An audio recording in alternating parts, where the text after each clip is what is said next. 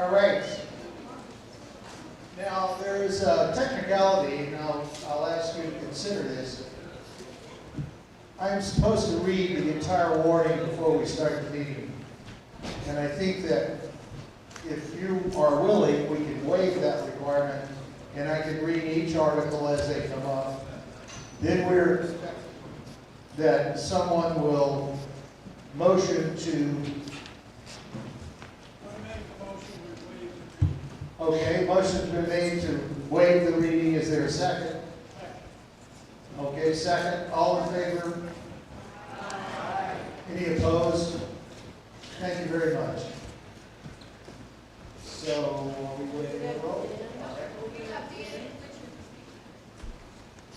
Okay. The legislators?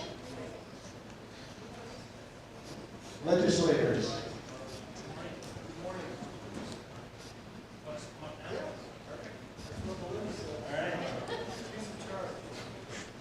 Good morning, everybody. I'm Dan Noyes. I'm the representative for Wolcott, Hyde Park, Johnson, and Belvedere. I serve on the Human Services Committee, and I'll turn the mic over to Richard. And I'll come back. Good morning, Rich Bailey from Hyde Park. Your representative for Belvedere, Wolcott, Johnson, and Hyde Park, freshman legislator. It's been a fire hose of information. We're still trying to find the bathrooms down there. We're getting there. Okay, so I guess I'll start. I serve on the Human Services Committee. Really, the first part of the first half of the session so far up until now, we've been looking at the budget adjustment and the budget, making some recommendations to the Appropriations Committee. In the Human Services Committee, I work with the Dale budget, which is the Department of Disabilities, Aging, and Independent Living. So we've been really focusing in on making sure that our services and supports for older Vermonters, individuals with disabilities, have the support they need to be able to provide care. And there's been a lot of increased costs, especially in the nursing homes. And so we've really had to increase our money going to nursing homes so that they don't close. So we had to put in $21 million in emergency financial relief so they didn't go out of business. And then we had to also looking at the increased number of individuals needing nursing home level of care.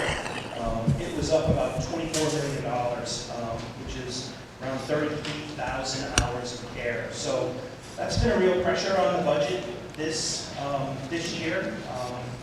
In the budget adjustment, which is just truing up the 25 budget. Now we're starting to look at the 26 budget, and things like, obviously, those home and community-based providers have been up quite a bit. So those are in the base funding this year. And just as a concern, we've been hearing a lot out of Washington around the Medicaid reimbursement rate. And for this majority of where our money comes from to pay for these service and supports for home and community-based providers and nursing homes. And for every 1% it's cut, for us to backfill is around $19 million. So we're hoping that, there's been some reports that they're not going to put cuts into Medicaid, but if they do, it's going to be really hard to kind of backfill that with some of the numbers. We just don't have the ability to take care of that if it gets cut 20% or 40% or whatever some of the numbers we've been hearing. So that's a big concern for me in the part of the budget that I work with in the Human Services Committee.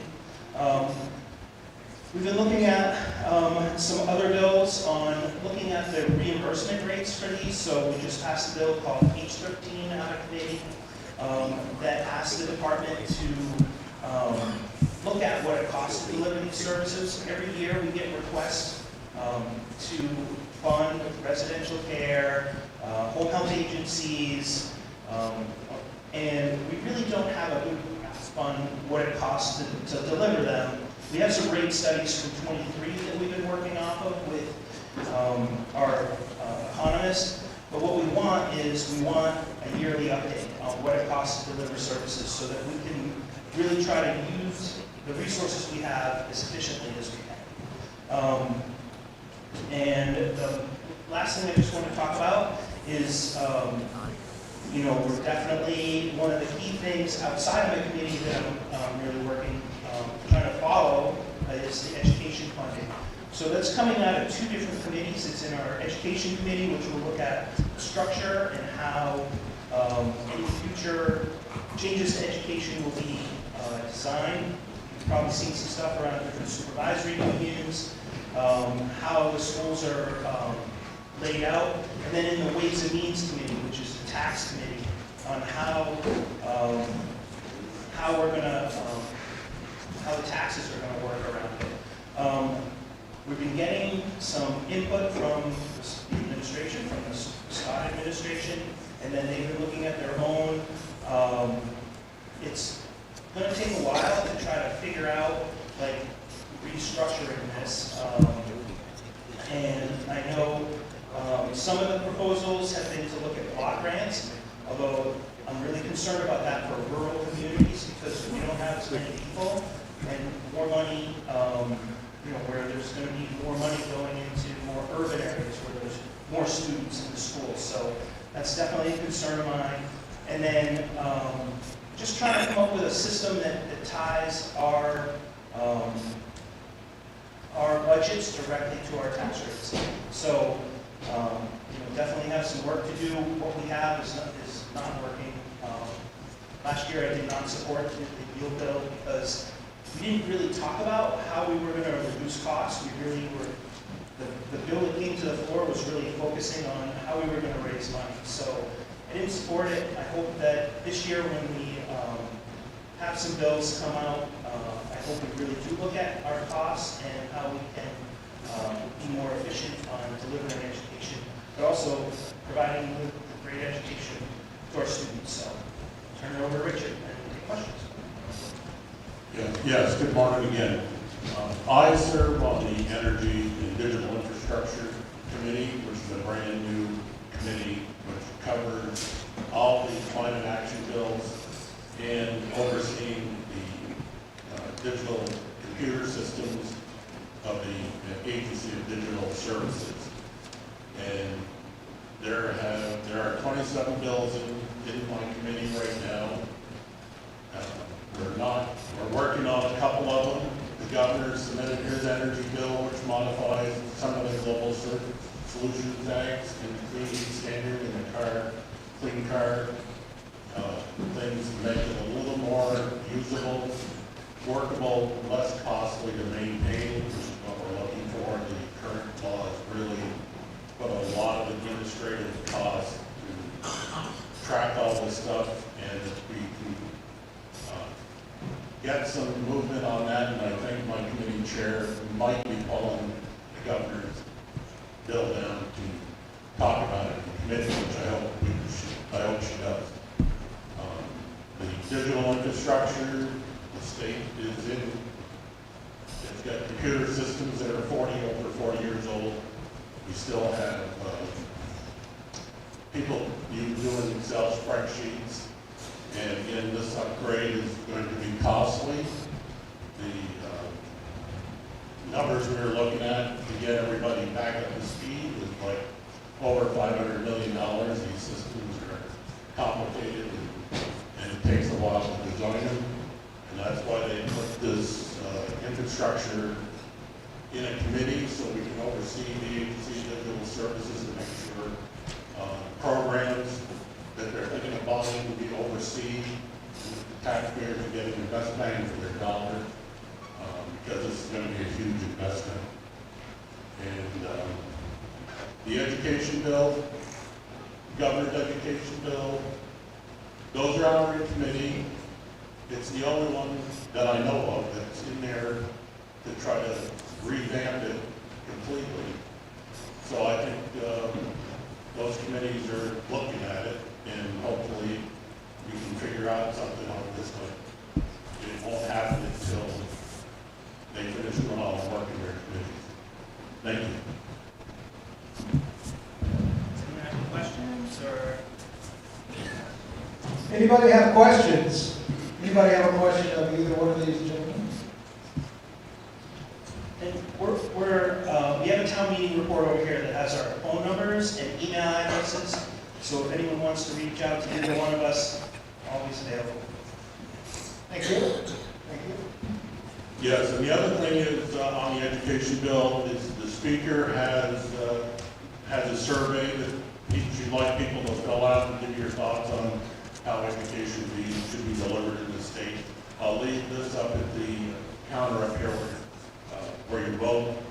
So you can do the scan on here, on your phone, and it'll take you right to that survey.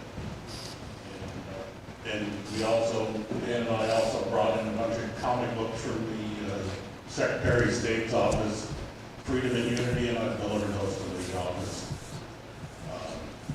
And we'll get some more if you need more. And thanks for letting me speak here this morning. Question? Mr. Taylor, quick. Microphone's coming. Introduce yourself. My name is Neil McNaughton. I'm curious if they do implement this new education plan, the governor's education plan, how long will it take to implement? From what I understand is that they will, the governor has set aside $77 million to offset the proposed 6% increase for this year, to buy that down. Part of it would go in 27, and they want full rollout in 2028. So that's a ways off. It is, but they've got to phase it in, get it to. There's a lot of work to be done on it. Thank you. Other questions? Okay. Thank you very much. Thank you.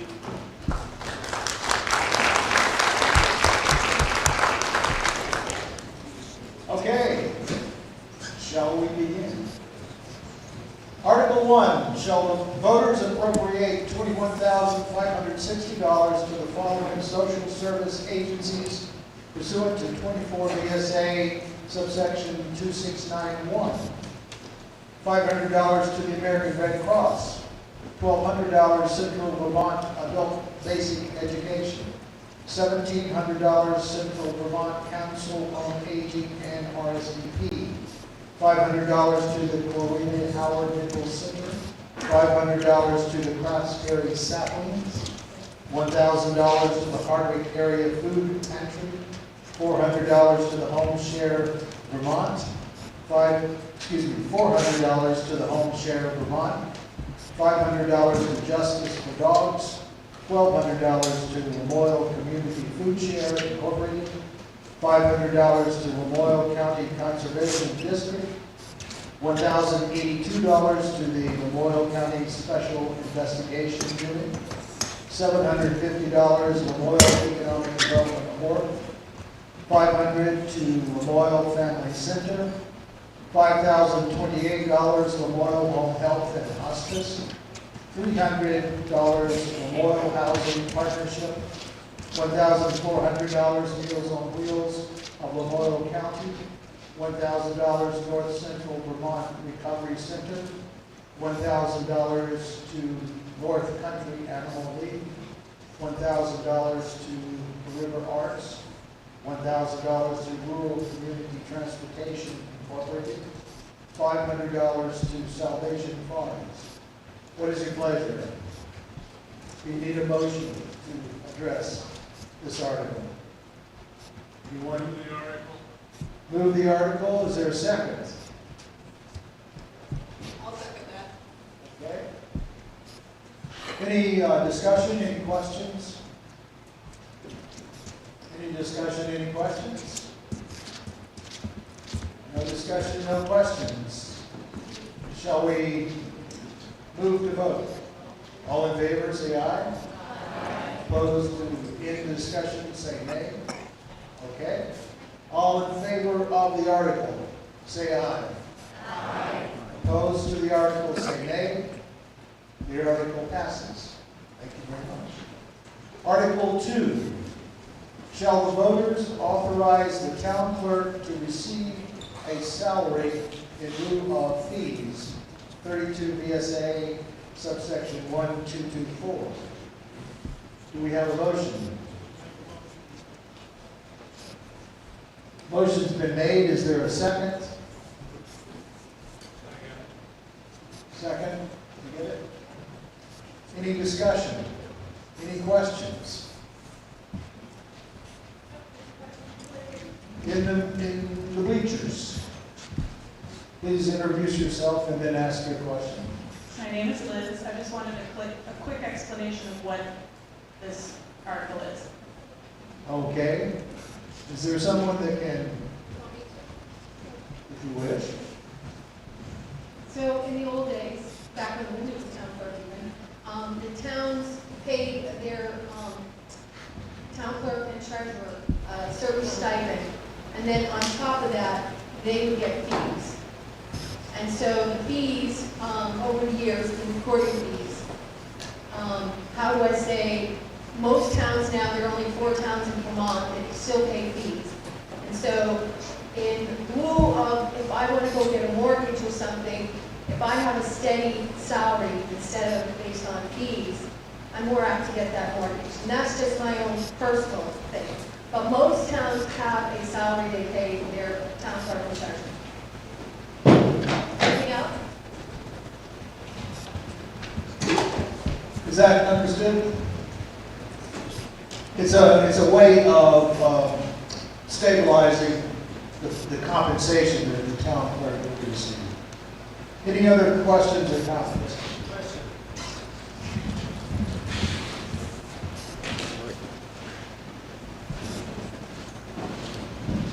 Gordon Young. My question is, do we have to vote on this every year, or can we make it permanent? No, this would make it permanent. Fantastic. Thank you. I guess it would make it until it would be changed otherwise. Any other questions or comments? Any other questions or comments? If not, shall we vote on the article? All in favor of voting on the article, say aye. Aye. Opposed to closing discussion today? Ayes have it. Shall the voters authorize the town clerk to receive a salary in lieu of fees, 32 VSA, subsection 1224? All in favor, say aye. Aye. Opposed? Nay? Ayes have it. Article 2 passes. Is adopted. Article 3. Shall the voters authorize the select board to enter into an agreement with Northern Rivers Land Trust to place a conservation easement on a 9-acre parcel of land owned by the town leading into Bear Swamp, address 3801 East Hill Road, 24 VSA, subsection 1061B. Do we have a motion to accept this article? Moved. Is there a second? Second. Questions, discussion?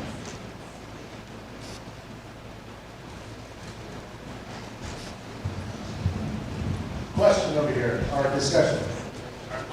Okay. Very many. What's the easement for? Would someone like to explain this?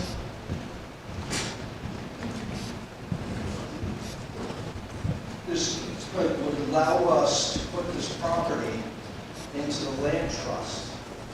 This property is very sensitive. It has all sorts of wildlife and plants that are known to the area. It would allow us to complete what's Bear Swamp. Right now, UDM and other people like Sterling have already put their parcels into the land trust. This would just complete it, would give them a parking area and the capabilities of using that for studies. Is that enough? Okay. And if you don't, if I didn't explain it enough, on page 9.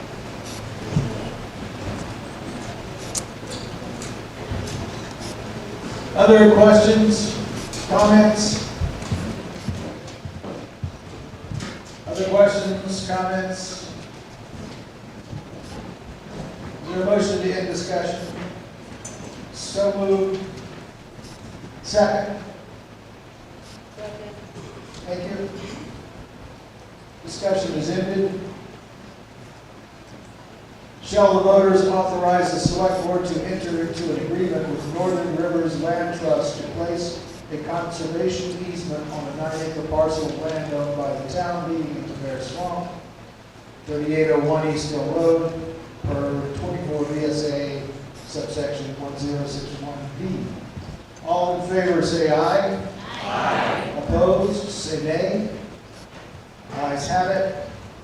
Article 3 is adopted. Article 4, shall the voters appropriate $274,140 to the Lamoille County Sheriff's Department to pay for police service? What is your pleasure? Article is moved. Is there a second?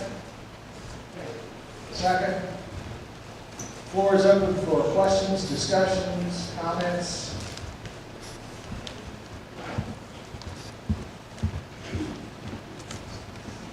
Remind us who you are. My name is Liz Courtney. Thank you. I have a question about the operating budget for the patrol budget. This is on page 18 if anyone wants to follow along. There's a line item in there for health insurance benefit that has gone up by 42% from last year. And I know insurance costs are going up everywhere, and we can't control that in this meeting, but it's a big problem for everyone. But 42% seems extreme when you notice that the salaries only went up by 4%, so I don't think they added a lot of staff members. So I'm just curious what's behind that increase. I know my insurance didn't go up by 42%. It went up by 11, which is too much, but not 42. Does anyone here have an answer to her question? Okay. Are you, yes, you're with the Sheriff's Department? I am. Okay. Welcome.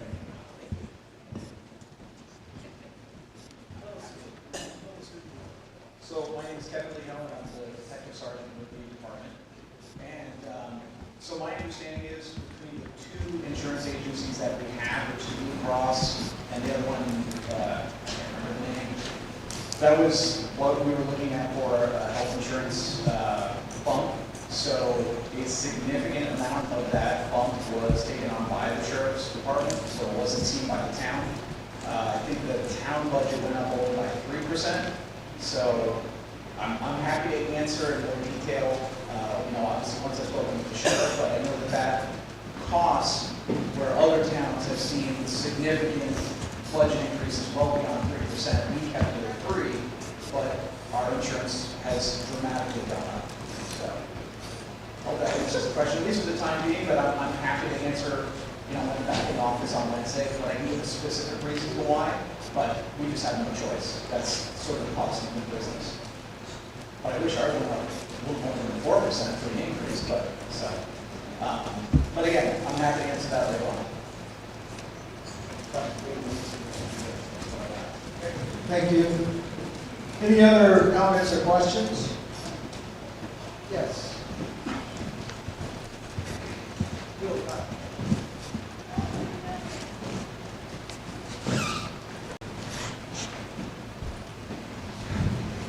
I was just going to say, if you want to see a health insurance increase, look at the roads budget. My question is, the last 2 years, this amount of money, the sheriff's part, the police protection has been on page 18, and all of a sudden it's out here again as a separate item. And I want to ask the select board, what are we going to do if the town votes this down? I mean, when you hang it out to dry like this, what are you going to do if they say we're going to have no police protection? I mean, is that the choice that we're given today? Either vote yes for this or no police protection? Because I'm going to say this. I'm going to vote for this. I'm not opposed for the select board looking at other alternatives, but I haven't heard any other alternatives. I'm going to vote for this, and I'm going to also put a motion on the floor, if we approve it, to have this back in the regular budget on page 18 where it belongs, so that we don't play Russian roulette with police protection every year.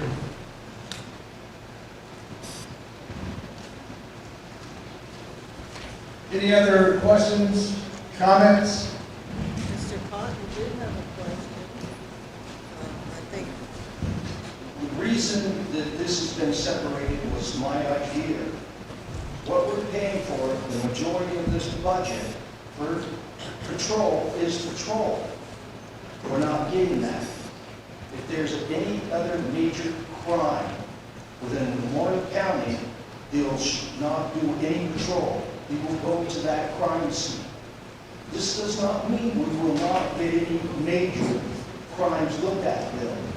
This is to say to the sheriff's department that we're not doing what we're paying for. So if you vote yes, you are basically saying we're going to accept what they've given us for a contract, but we're not going to get that patrol. If there is a major crime, it goes down, the state barracks will ask one department, either Harvard, Lamoille County, or Morrisville, to show up. I had an issue this summer. It took me 25 minutes because they were on the hog back down in Johnson. They will show up for a major crime. This does not mean you won't. If you vote no, someone will show up.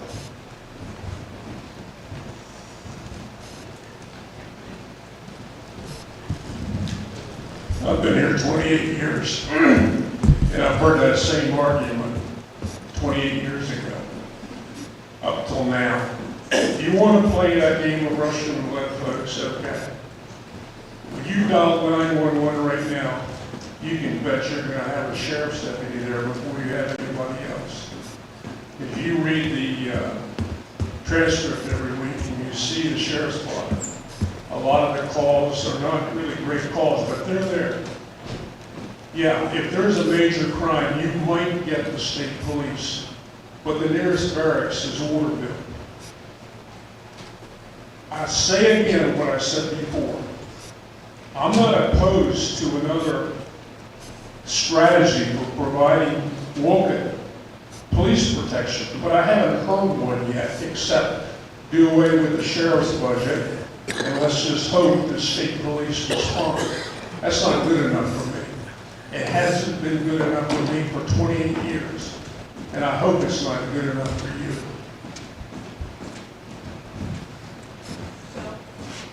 Motion to call the question? Motion to call the question. Motion has been made to call the question, which, if seconded, will have a vote to call the question into discussion and vote on the article. Is there a second to call the question? Okay. All in favor of calling the question, ending discussion, and voting on the article, say aye. Opposed to ending discussion, say nay. Okay, we're ending discussion. We are voting on Article 4. Shall the voters appropriate $274,140 to Lamoille County Sheriff's Department to pay for police service? All in favor, say aye. Aye. Opposed, say nay. Nay.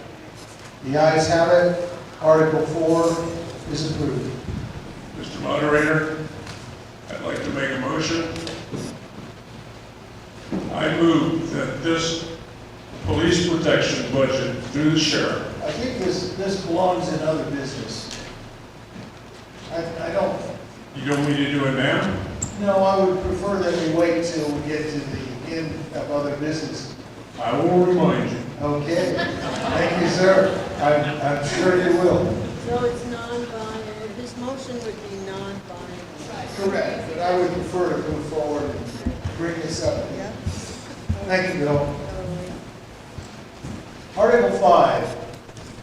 Shall the voters authorize payment of real property taxes to the town treasurer in 2 equal installments, with delinquent taxes having charged against them 3% penalty 1 to 5 days late, 5% penalty 5 to 10 days late, 8% penalty after 10 days late, and collect interest on late and delinquent payments of 1% per month for the first 3 months and 1.5% thereafter, pursuant to 32 VSA 4873 and 5136A.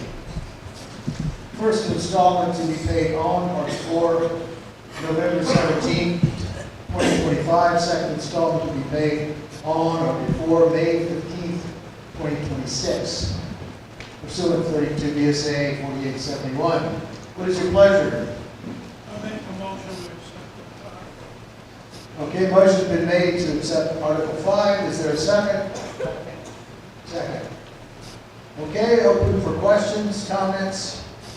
This is strictly how we're paying taxes, as everybody probably knows already. Any questions? Any comments? There being none, all in favor of calling the question, say aye. Aye. Opposed, say nay. Now we're voting on Article 5. And I think you've heard it already, so I'm not going to read it again. All in favor of Article 5, say aye. Aye. Opposed, say nay. Article 5 passes. Article 6, shall the voters of the town vote to adopt the proposed select board budget in the amount of $1,827,774.21, less anticipated revenues in the amount of $363,218, leaving a portion thereof in the amount of $1,464,556.21 to be raised by taxes. What is your pleasure?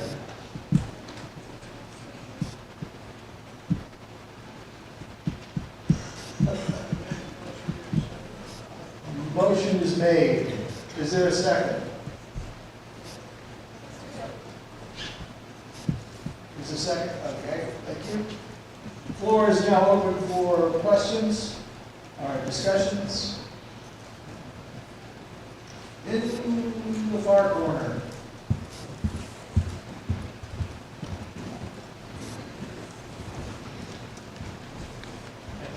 My name is Bill Gilson. I'm just wondering, is the school budget part of the select board budget? No. And when does the school budget get? Separate meeting. Is that later today? Yes. No, it's Australian ballot. Australian ballot on the school budget. Okay, thanks.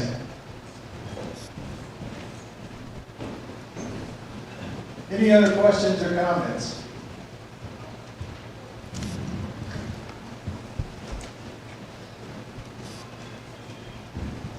Hi, I just wanted to thank the select board for working so hard to keep the budget down. I've attended your meetings when you were really trying to make sure that you weren't having increases where they weren't necessary and cutting wherever you could.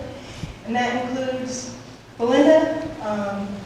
Thank you very much. Any other questions or comments? Over here, Bill.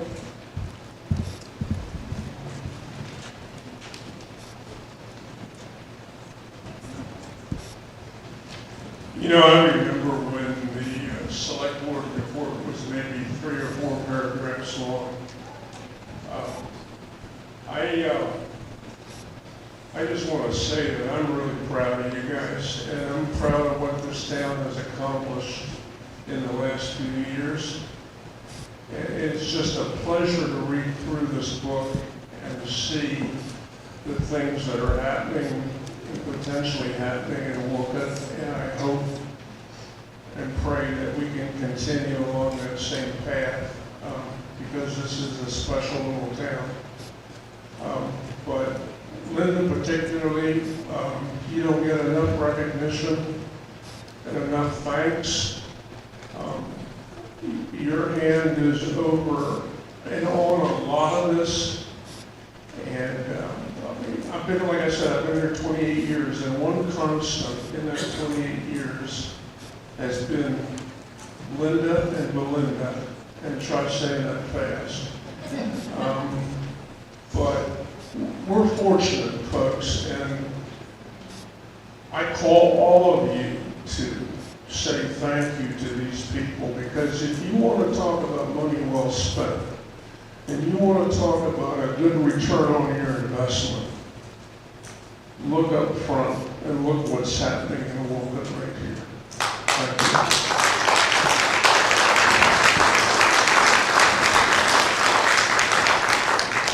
Yes, thank you, and thank you, and thank you. Okay, we're any more discussion or questions? Just hand up right there. Hi, my name is Gwyneth Harris. I was curious about the animal control item for $5,000 for Hyde Park Kennels membership. There's also an additional fee of $800 for unclaimed animal boarding costs, kennel. I'm just curious what the difference is and why we need the $5,000 increase. We were faced last year with not having to be able to have a kennel for stray dogs that are picked up. We used the Lamoille kennels, but they closed. We had someone doing that part-time at their home, but that wasn't sustainable.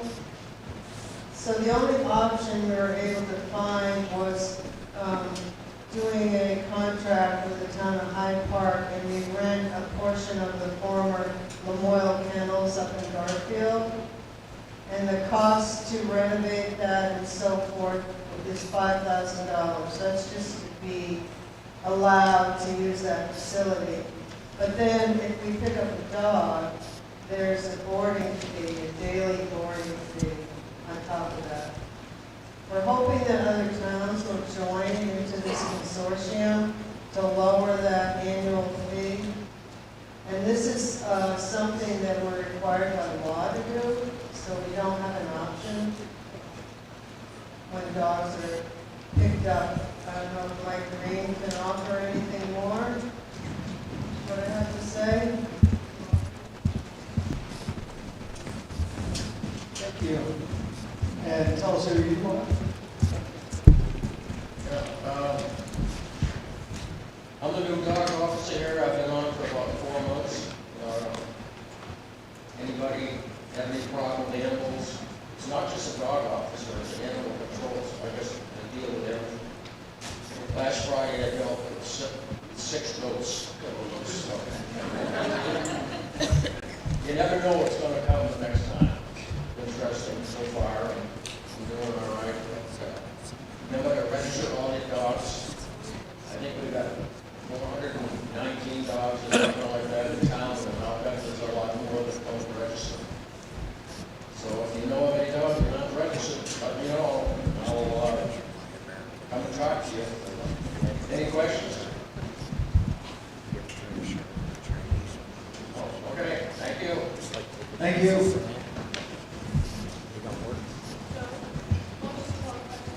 Motion has been made to call the question on voting on the budget.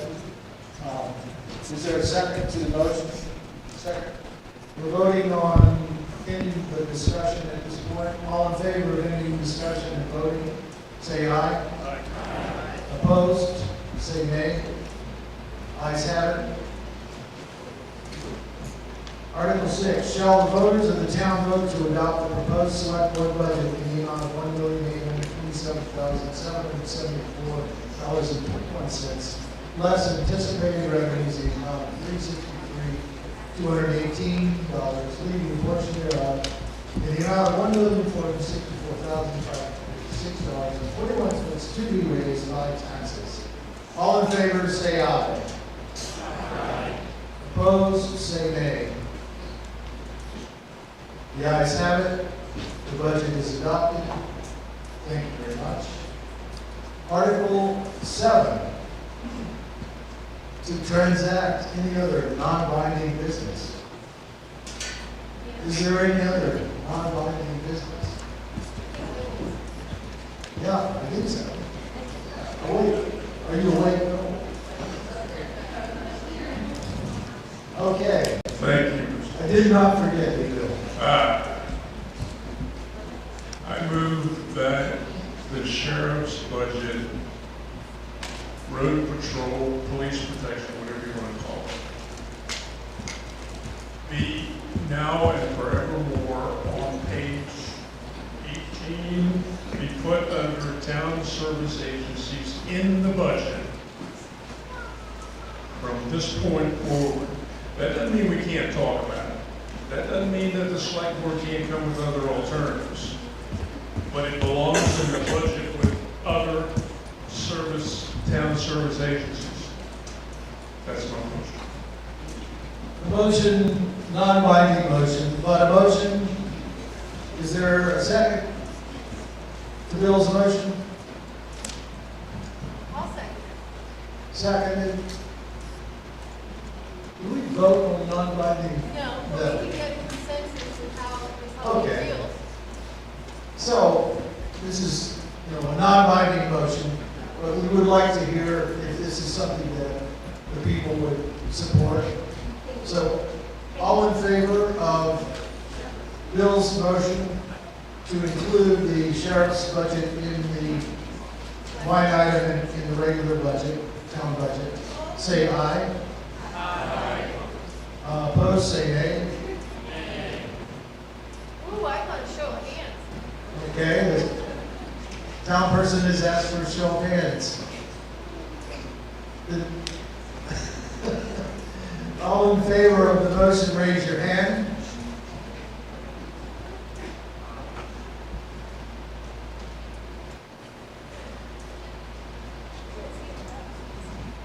Keep them up, please.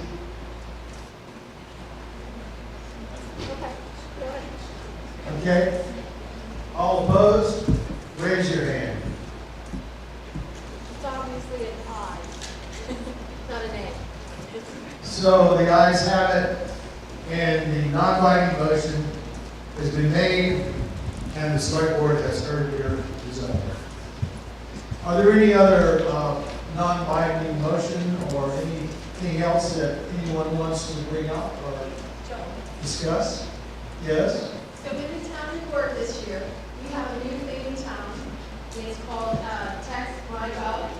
And everybody who has a cell phone and would rather instead of getting an email or maybe a phone call or notice in the mail, we have opted in, the town clerk's office has, to send out text messages for any emergency, dog notice, tax notice, anything to let you know what's upcoming. In your town report, there is a way you can opt in and get those text messages when you send them out. Well, we would need your cell phone to be on record, and this is how you do it. We just want to let you know that this is something we're looking towards for the future. The last 2 years we had floods. We think maybe we need to have more of a, being able to text you of any immediate road closings or any hazardous things, or even notices about the town. We hope you opt in. Thank you. I've noticed that same notice on a number of different sites. And I would only ask that you put it off to the side so it doesn't block what I'm trying to see. I will talk to the Okay. Bradley. Anyway, everybody, okay, a question or comment? Hi, I'm Sheila Halpin. For those of us that don't have cell phones, will it still go out via email? No, it won't. And that's what we can get your email and have it on file if you want to supply it through the website. But it would not go out that way. Okay, thank you. So the notification service is only a text notification. Question, comment? Motion for non-binding resolutions for the town of Wolcott to disconnect from Starlink. I'm sorry, what was that? Just tell us. A resolution for the town of Wolcott to disconnect from Starlink.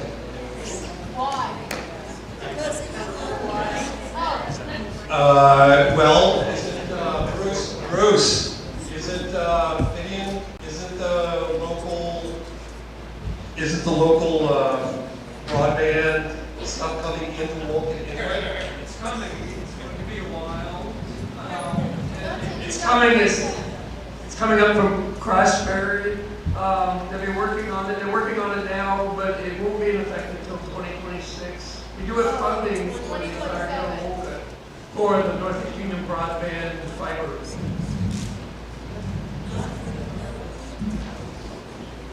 Only for Town Hill, that's coming in for Prosper. It's not coming to the village. After it comes in? We don't know, it could be 2029. I mean, you're looking at the future, like Richard Daly said, they're working on, all this technology and everything, but Wolcott is not looking for at least 2027 to 2029. I still think Wolcott should disconnect from Starlink for political reasons.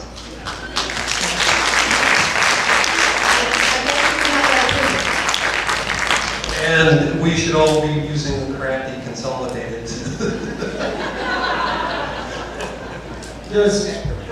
And keep local technicians busy. There's a tower up on Scrivener Hill. And then I get my internet from it. It's a group called Cloud Alliance.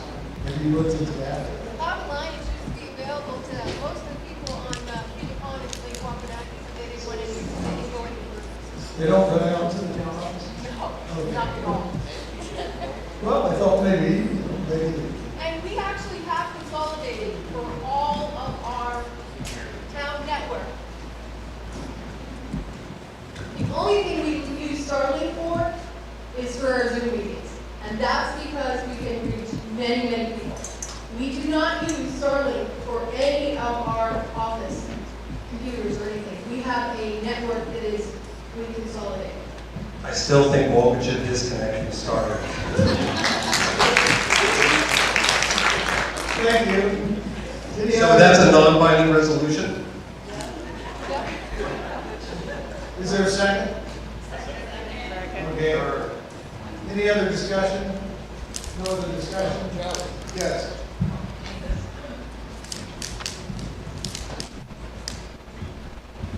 Hi, Mike Perry, Select Board. While I don't disagree with the motion, we have open meeting laws that dictate we have to provide these things recorded. And without the speeds that Starlink offered, we can't do that. So until there is a second option, we're kind of bound into that contract. Unless somebody else has any other knowledge of another system that provides that. Thank you. Heather Cochran Rock. I don't know if the town has looked into Xfinity. That's over on the Pond Road, and I know that they do offer service in this area now. No, they I don't work do the for- village. They don't do the village, okay. I do know they do in some of the areas, and I do work remotely and do all my Zoom meetings via that, and have never had a connection issue, so it might be something worth the town pursuing and pushing Xfinity to expand to the village. Bear County, I think we should go consolidate communication completely out of town, and I think we should double down on that. Is that an amendment to the motion?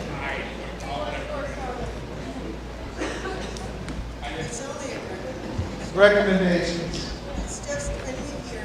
Are there any other comments or questions about this issue? No?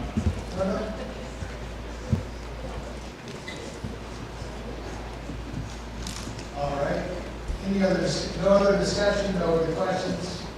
All in favor of this non-binding motion, say aye. Aye. Opposed, say nay. Nay. Ayes have it. We have a non-binding suggestion to this vote. Any other concerns or questions or non-binding issues? The non-binding issues are more fun than anything.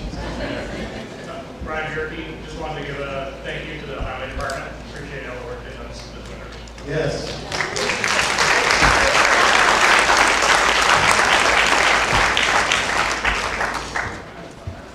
Anything else?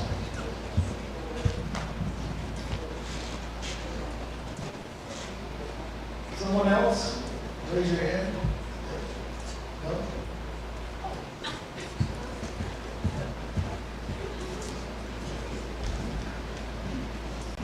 We also have to thank the fire department.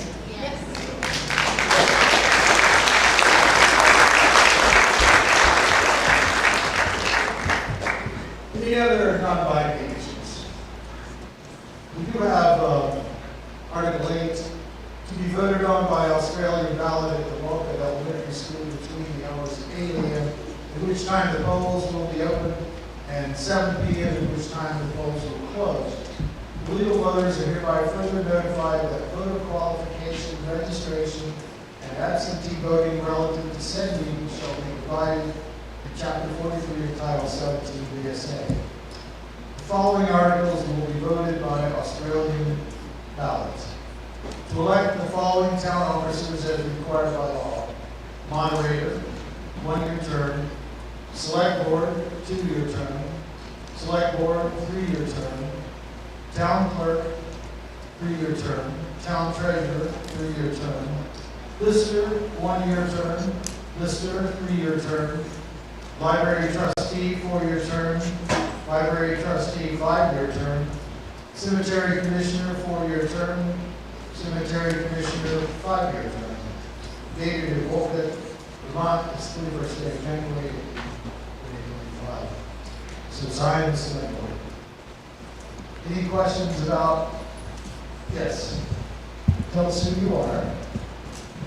My name is Ed Richworky. On the pink form for this, one of the library listers is 1 year. It should have been 1 year. This was a typo on the one. Okay, so the book is the typo in the, okay, cool, thanks. Sorry. I forgot to mention. And which one of them is There's one? a 1 year and a 5 year. So one of the library trustees is 1-year term, the other is a 5-year term. That's correct. And that has been corrected on the ballot, is that correct? Okay. Any other questions or comments?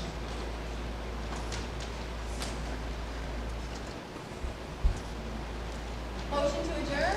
Motion has been made to adjourn. Is there a second? There's no discussion. All in favor of adjourning, say aye. Aye. Opposed, nay. The ayes have it. Thank you very much. Can I just say something? 15-minute break and then, yes. I'd just like to thank everyone that's here today for your support of our select board budget and our warnings. I really appreciate it.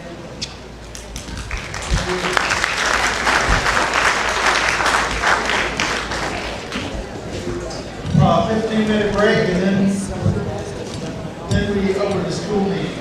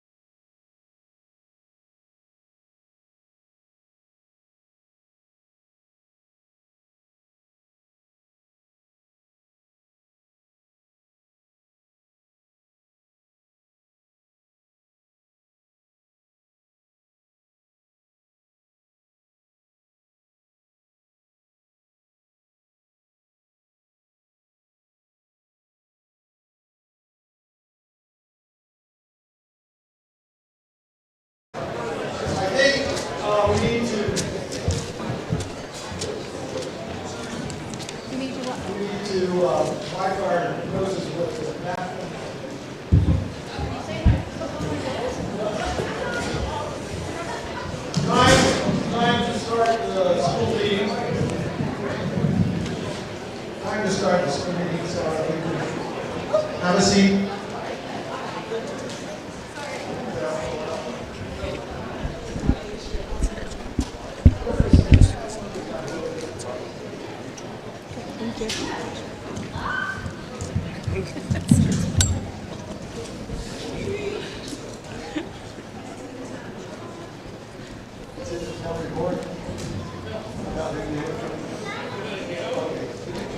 That sounds great, thanks.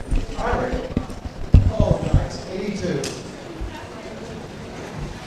When I voted, I got a sticker, and if you haven't seen it already, it's in the town report. But one of our own people here, she's very embarrassed because her name is. Her name is Kezia Orfish. Raise your hand.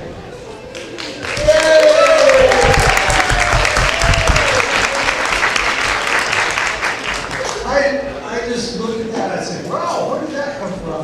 And the person at the poll said, well, one of our young people designed that. And I was like, wow, that's great. And I understand there's a logo for the forest, town forest, that she's completed as well. So, thank you very much. And I know there's other young people hiding out there with skills and talents, and so come forward. We love it. Okay.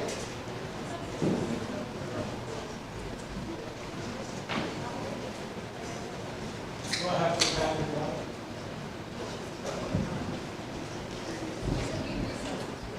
up? Okay. So this is the warning for the Wolcott Town School District. Public informational hearing on the FY26 budget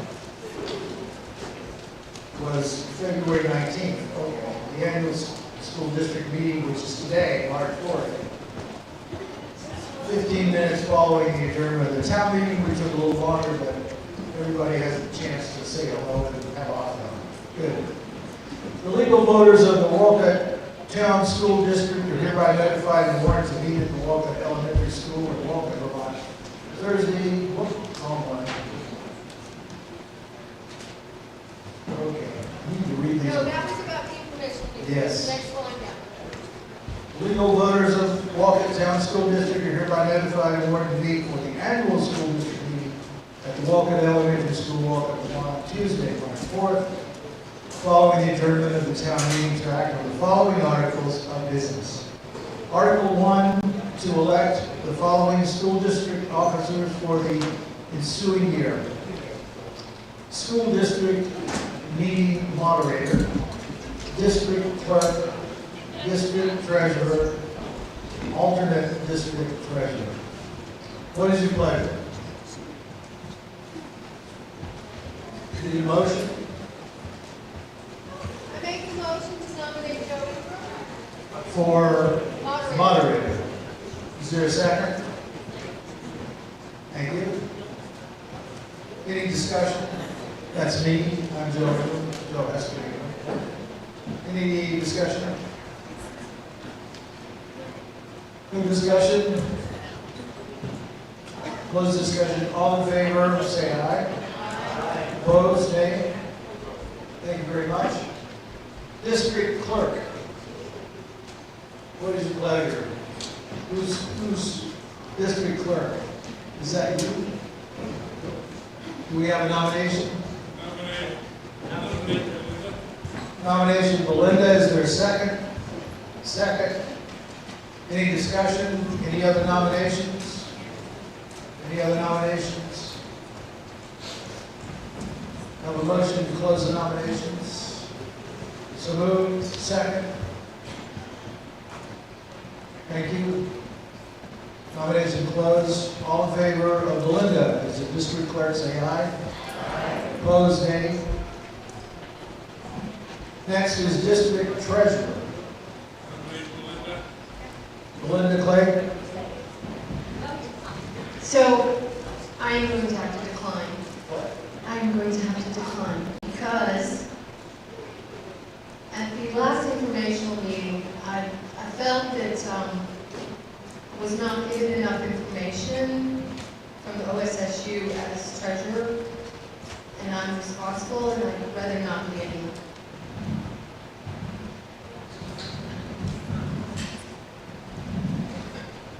She's declining the nomination. Is there another nomination, another person?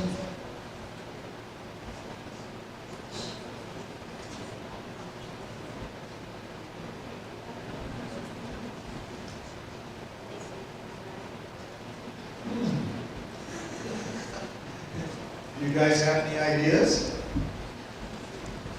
They can appoint one later if they'd like to. Appoint? Okay. All right. Is there a motion from the floor to authorize the school board to appoint a district treasurer at a later time?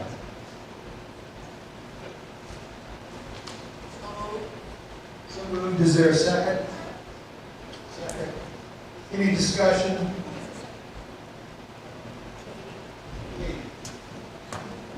Any discussion on the motion? It seems like, Linda, I understand why you don't want to do that, but is there a way to communicate that to OOSU that our treasurer does not want to do this job because they are not being supported by the supervisory units? Can we be sure to send that message? Because it seems like that's the message that's being sent. Yes, I think that is the message. Did everybody hear that? The suggestion is there some way to send the district office the message that Melinda declined nomination to serve as treasurer because of the absence of information and support from the Full disclosure, yes, that's correct. full disclosure. So that is a suggestion, and I believe that would be the school board's responsibility to do that. So we could include that in the this motion to authorize the school board to send the message and also appoint a treasurer. If Belinda gets the appropriate information, is she willing to accept the treasurer at that, if she's appointed? Then tell us. I don't think so. I found it very difficult this last year to work with OSSU. I do not feel I was given enough information. I did find out there was more accounts than I thought out there with my name on it that I didn't agree to, so I would have to say no. So his point was if the message came back from the district that they would provide the information and support, would she accept the appointment? And her answer is no. Yes. Frank, Linda, are you willing to write them a note or a letter as to what your objections were so that we can give them that information firsthand? Well, I can tell you at the informational meeting, I have a conversation with their CFO, which is Katie Houston, and I asked about the accounts, and she named 5 different accounts, and I only knew about 3. So I was a little bit, she said she would get back to me. I haven't heard a thing. Nothing. So I don't really think that, to be honest, I think the OSSU likes the control of the finances, and that's fine, but I'd rather not be the person signing the checks anymore. I understand that. I don't want to have somebody else put into the same position that you're put in without OSU understanding that that's the objection. Yeah, that was Your point was that the message to the district should include the reasons why and a promise that the new treasurer would receive the information. Okay. I wonder, is the school district Wait a minute, wait. We can't hear you. Some of us are losing. Thank you. Okay. Is the school district empowered to contract with a professional to provide that service? No, I'm not sure. I don't believe so. It's state law. It's state law. I doubt that, I mean, the proposed compensation for the district treasurer,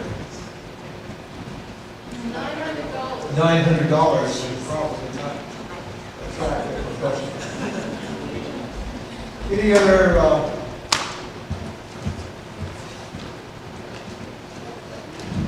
Could the school board comment on this decision by Belinda, and any thoughts on your account, or how this could have been communicated maybe more appropriately or timely? Yeah, we certainly can. you have, Yeah, this is the first that the school board is hearing on this, and so feels a little bit like we've been set up to look incompetent, which is disappointing. This is also the first that we're hearing of any issues between our district treasurer and SU and communication, which is disappointing because I'm confident that we would have taken steps to get information, to make the connections, to find out what we needed. Feels a little bit, a little frustrating to be hearing about this now when we're not in a position to actively engage with the problem. And obviously the SU is going to get the message purely from seeing the minutes from this meeting. It'll be quite clear, and also they come to every single local meeting that we have, and we'll communicate it then. And obviously, if somebody's interested in being the district treasurer, we'd love to hear it. If not, we'll just appoint somebody and go from there.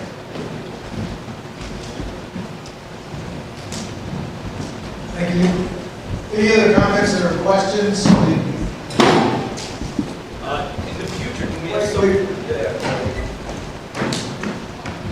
Eric Curtis, Lamoille County. In the future, can we have someone from the supervisory union here by request at this meeting? Is that okay? Well, from the administrative level, I'm sorry, not on the board. We could try. The problem is that the people from OSSU tend to be at meetings where they're voting on the budget from the floor, so they can answer those questions for the budget prior to that. But we will definitely ask. Okay.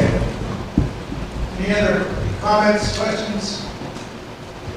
So the motion on the floor is to authorize the school district board to appoint a treasurer. No other questions, comments? We'll call the question. All in favor of calling the question, say aye. Aye. Opposed, nay. Is someone currently serving? Edie Duff. Okay. Edie Duff, what?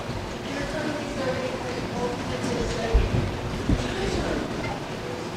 You're serving as the alternate district treasurer. Do you want to be Edith does not want to continue as the alternate, correct?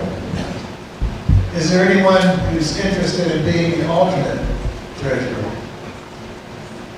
Brave persons. I'd like to make a motion that the school board go ahead and appoint an alternative. I'd like to make a motion that the school board appoint an alternative district treasurer. Okay, is there a second? Okay, any discussion? Motion is yes.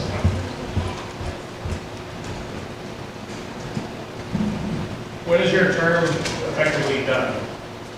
right now. Okay, so what's the operational impact by not having these positions in place?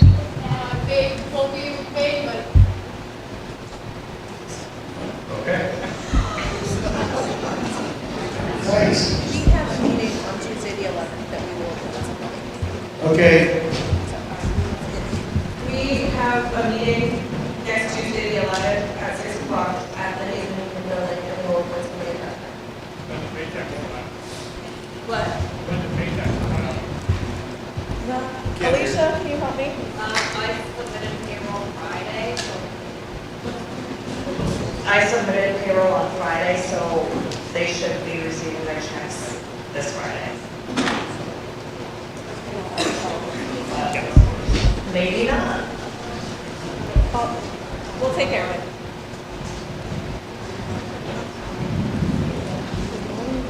Okay? Any other questions, comments?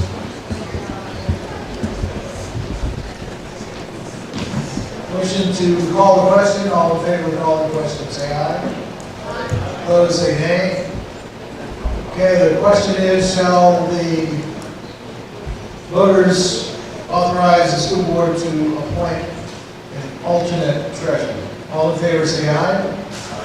Opposed, nay. Thank you. Article 2, to elect all necessary school board directors as required by law. School district director for a term of 1 year remaining on 3 years. Sorry.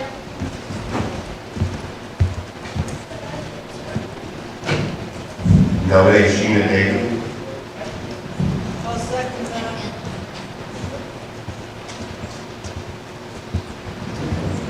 And who is it? Sheena. Tina? Sheena. Sheena, sorry. The people don't know who you are. Okay? Any other nominations? Any other nominations? Any other nominations? No further nominations. All in favor of closing nominations, say aye. Aye. Opposed, nay. Nominations are closed. And all in favor of Sheena, say aye. Aye. Opposed? Ayes have it. Thank you very much. School district director for a term of 2 years.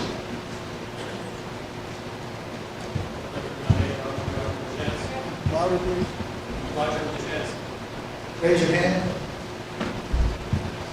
Roger LaChance. Thank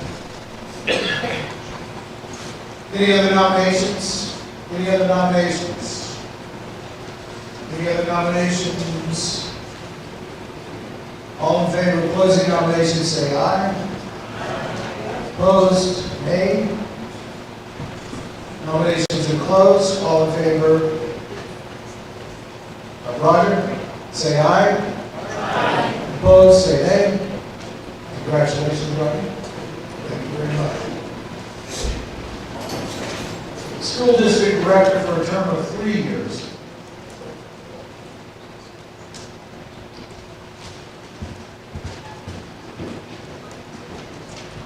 I nominate Laura Kaiser for a term of 3 years.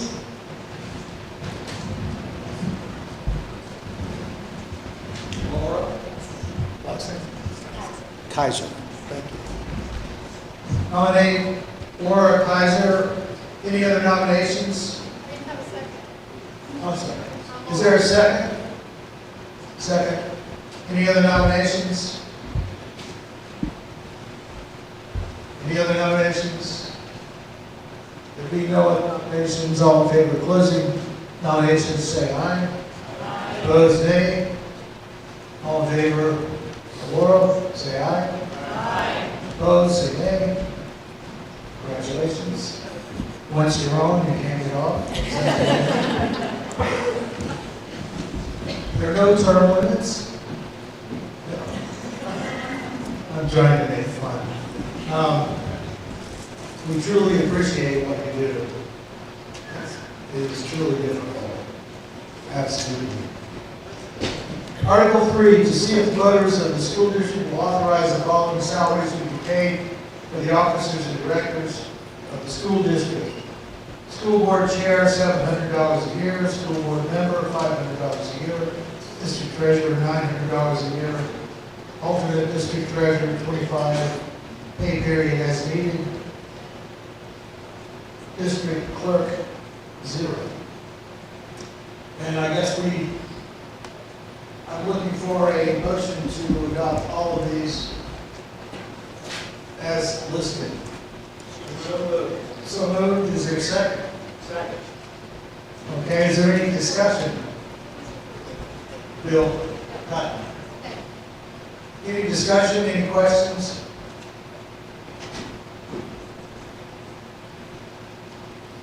Discussion, any questions? There being none. Call the question. All in favor of Article 3? To authorize the amounts as listed, say aye. Aye. All opposed, say nay. Ayes have it. The amounts are set. Article 4, to hear and act upon the reports of the Wolcott Town School District officers and directors. And to hear and act upon means if anyone has any questions or comments about the reports, this would be a time to bring those up and discuss those. And if they are being none, then you are accepting the reports as they have been published. Are there any questions? Any? You're making the motion to accept the reports as reported. Any questions? And you are? I'm sorry. I'm a waiting taxpayer from East Hill. Okay. Look, I respect highly the job you all do. And I am, because of my background, I'm really upset at the position I think OSSU has put you all in. And I hope as you move forward, you might consider not just listening to OSSU, but getting external advice too. Because through really poor budgeting strategy, and I can't believe OSSU didn't see this tuition thing coming. And I'm sure, I'm not sure, I can't say I'm sure because I wasn't there, but I suspect that you haven't gotten the greatest advice along the way in terms of how to navigate the last couple of years. So I'll be honest with you. I respect and applaud the job you're trying to do for Wolcott. I do not respect and applaud the quality of administration you're getting from OSSU, because I think they have set you up and in turn have set all of us taxpayers up with just a choice of either gutting Wolcott Elementary or accepting one hell of a tax increase. So I just want you to know, I personally don't blame that on you, but I will never look at OSSU again with an objective eye. Does anyone, Bill has been looking at this very closely for the last few weeks. And Bill and I have communicated, so I know what he's talking about. But when he says that he's concerned about the position that the district has put the board in, everybody may not understand that. Are there any questions from other people that would ask Bill to be more definitive about what he's talking about? Well, let me explain, Joe. When you budget, when you go from like $300,000 in surplus budgeting, and the next year you budget $1.3 million, I mean, anybody that's been in finance knows that's going to create a problem the next year, the year out. But I didn't see you planning for that. Still, OSSU came in with a budget. Finally, they got adopted of 4% more. And you know, this whole issue with tuition, and everybody knows that Wolcott's got unlimited choice. The tuition jumping, I mean, that shouldn't be a surprise to anybody. You know, the thing that bugs me is, where's the long-range planning for budget? Who's looking at this down the pipe, not just 1 year, but 2 years? And all of a sudden, when you got this surprise, there shouldn't be any surprises like this when you're dealing with municipal or school system budgets. I mean, that's my personal opinion. You may not agree with it, but that's my personal opinion. So I look at the people doing the planning. I look at the people responsible. And I hold them responsible. And these people are voted on, actually they volunteer to be on the school board. And they require advice from the professionals. I mean, OSSU has got a $12.7 million budget. I want you to consider that that budget would fund the town of Wolcott for 6 years. And that's for 900 to 1,000 kids. They gotta feed them down there. We shouldn't be in this position. Any questions or other comments?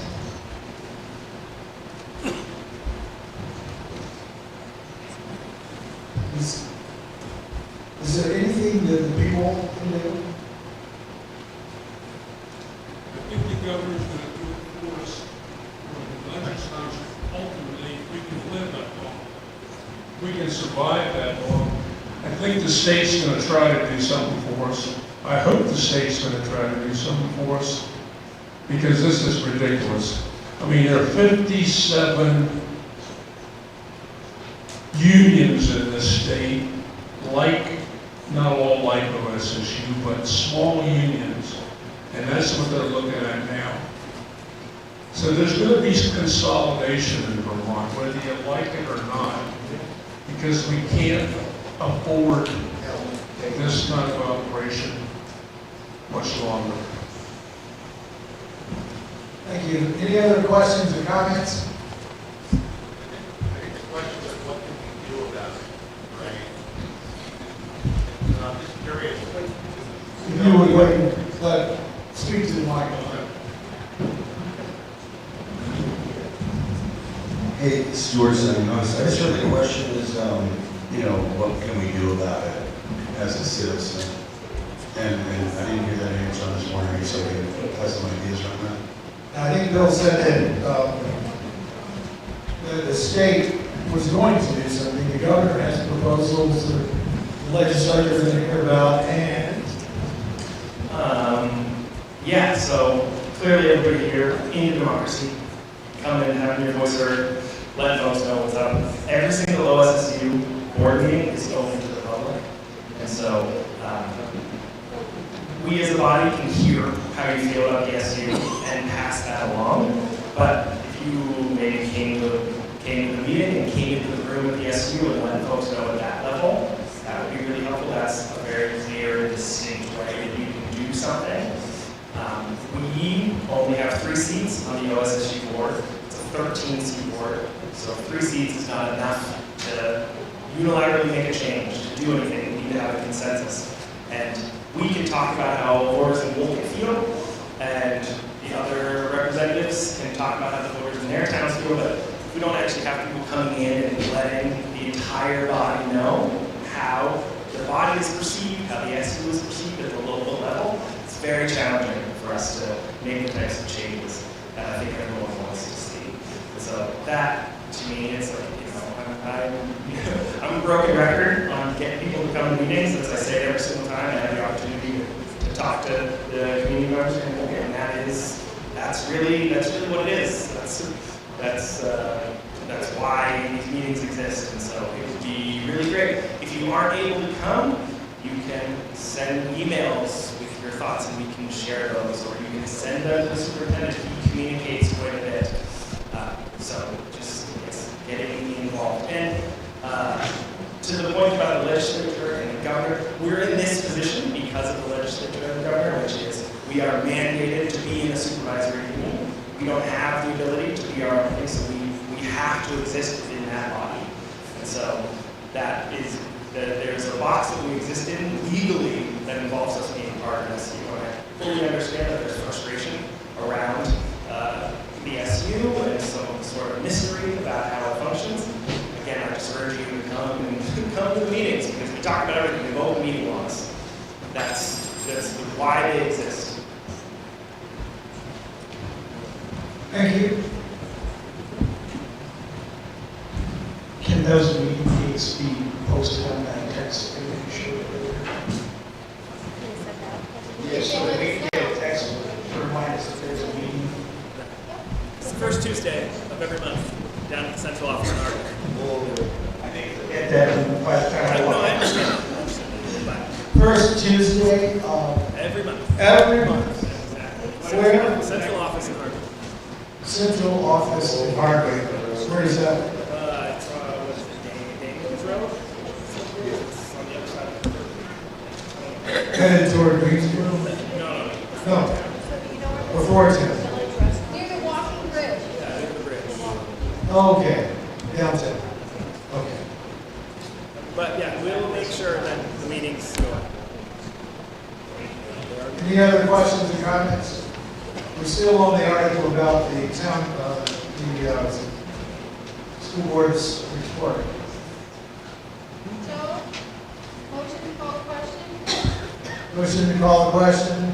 Second, anybody? I'll second Second. This motion to call the question in the discussion and speak to accept the reports, Article 4. All in favor of any discussion, say aye. Opposed? Ayes have it. Now we're voting Article 4 to hear and act upon reports of Wolcott Town School District officers and directors. All in favor of accepting the reports, say aye. Opposed, say nay. Ayes have it. Article 5, shall the voters of the school district approve the school board to expend $6,297,928.23, which is the amount the school board has determined to be necessary for the ensuing fiscal year. The Wolcott Town School District estimates that this proposed budget, if approved, will result in per pupil education spending of $13,818.03, which is 23.25% higher, lower. I don't understand that. Higher than per pupil education spending for the current year. So it's more. Yes. It's higher, 24.25, higher than per pupil spending for the current year. Voting on the aforementioned Article 5 will be by Australian ballot at the Wolcott Town School on Tuesday, March 4th, 2025, between the hours of 8 a.m., at which time the polls will open, 7 p.m., at which time the polls will close. The legal voters of Wolcott Town School District are further notified that voter qualifications, registration, and absentee voting relative to said league shall be provided in Chapter 43 of Title 17 on statutes untabled. What is the action on this? Nothing. Just telling everybody it's Australian ballot. Is there a movement to, there's no action required. I would say if you haven't voted, you should vote. Article 6, to see if the voters of the town will authorize the school board to borrow money in anticipation of the state revenues. What is your pleasure?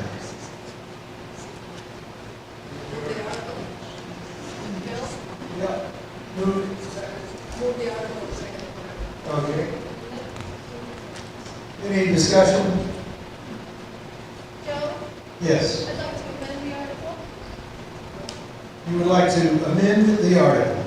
See if the voters of the town will authorize the school board to borrow money in anticipation of state revenues and also to borrow for any other need. And what is that? Why are you making it? In case they have to borrow, not just for anticipation of taxes, but also to borrow for something else. No. Everybody understand the amendment? Is there a second to the amendment? And if you second the amendment, we will discuss it and vote on the amendment to the article. If no one seconds the amendment, then it goes away. Second the amendment. Okay, so the amendment. I want the school board to be able to borrow not just in anticipation of state revenues, but also if they have a need for any building needs, for any tuition, anything. I know they have backup funds, but they might not have enough in them. And is that, So not borrow money just for the state revenues, but also for any other needs they have. You borrow in general. is there a reason for that? I would be opposed to that. I think they need to come to the voters if they need money to vote, to borrow money for another reason other than tax anticipation. They know that they're going to get those taxes at this point, but if they have some building needs or some tuition problems, they need to come and ask us for why. Any other comments or questions?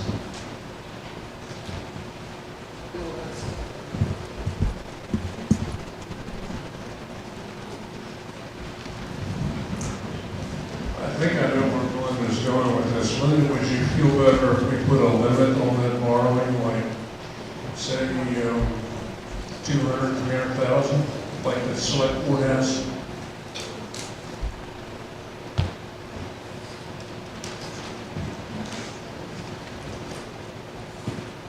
He asked me a question.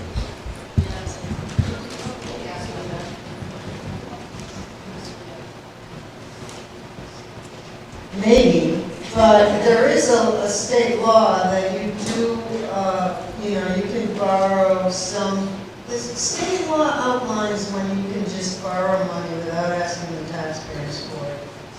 It's for, less than 5 years. You're in charge of maintaining highways. If something happens in your highway, you need to borrow money. You're authorized to do that by state law. I don't know. I mean, has this happened before? Do we have a problem that we should know about? Why is this just coming up now? I'm just really concerned that it's off the top. All this in my amendment. Withdraw your amendment. She wishes to withdraw her amendment. The second withdrawal. I'm not sure we need that. It sounds like. Okay. Second withdrawal. Thank you. Yeah, I'm a little bit confused about Article 6 just because it's directed at borrowing money in anticipation of the state revenues. And there are other revenues, right? I mean, the budget gets approved. The budget gets approved and... I can answer this question. I can answer. Okay. Okay. So essentially what happens is it costs a bunch of money going to school, as everybody's well aware, I'm sure. And we have to pay bills over the course of the entire year. Yet we don't get money that comes into the town until down the road. And so there's always a window of time where we are having to pay bills, but we don't have that money. And so we, every single year, take out a TAM loan, is what it's called, and we shop that around the local banks. We get a good rate, we pick the bank that we like, and we do that. And what that does is that's a loan that we then get, so we have a whole bunch of money, and we can pay all our bills. And then as the state revenue comes in, we pay off that loan. And so this is something it happens every single year. This item is in the warning every single year. It's just a mechanism for how it works.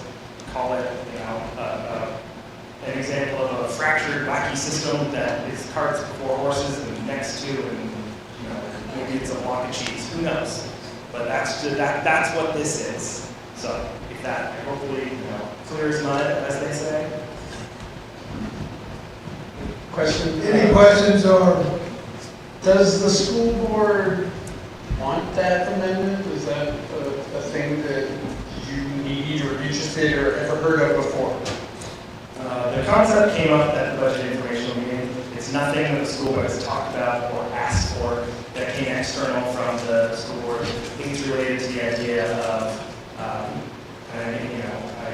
don't want to speak for anyone who brought up the idea, but later in the morning, there's moving surplus into a building and maintenance fund, and there were some people who thought, oh, why don't we just allow this? Why can't you guys just take out a loan instead of taking the surplus and using it for that? And I think that is likely what this is really, the now rescinded amendment is likely related to that, is people wanting to empower the school to take out a loan rather than have the money. But since it's rescinded, I won't comment on the school board's thoughts on that, but that I believe is what it is. So no, it's not something that we have asked for. Any other comments or questions? Yeah, my question is just, this is marked to borrow money in anticipation of state levy. Yeah. And, The TAN, tax anticipatory note. okay, So it's basically borrowing money in anticipation of the taxes, the tax money that we're going to get. Because everybody's got to get your tax bill, pay your tax bill, the state does all their state stuff, and they send money back to towns. So the and money- then in between, we have bills to pay. So this gives us the money to pay those bills.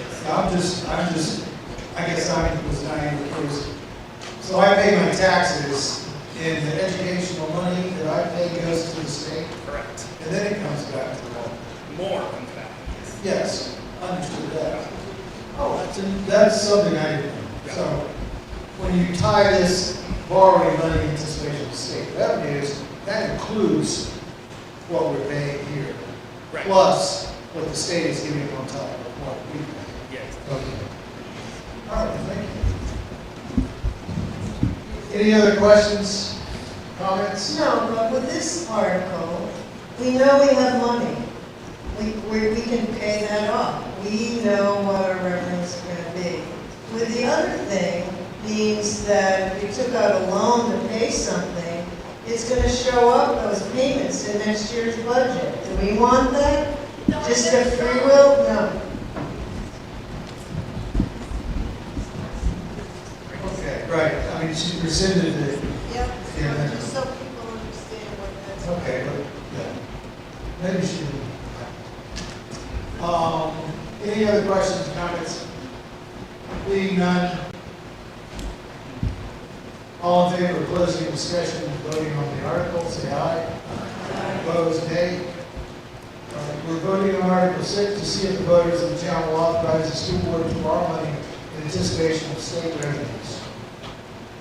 All in favor, say aye. Aye. Opposed, nay. And maybe we've all learned something. Okay. Article 7, shall the voters of the school district authorize the school board to transfer $200,000 of unobligated year-end fund balances as of June 30th, 2024 to a reserve fund established pursuant to Title 24, Section 2804, to be used for building maintenance and repairs. What is your pleasure? Is there a motion? Vote the article. Moves the article, second.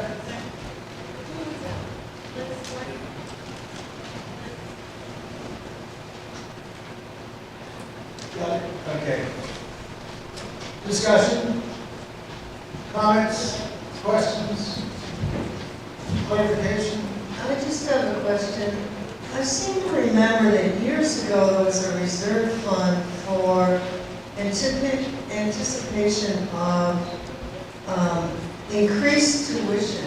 Whatever happened to that? Do we still have that fund? Yeah. Are we using it for some of this increased tuition bills?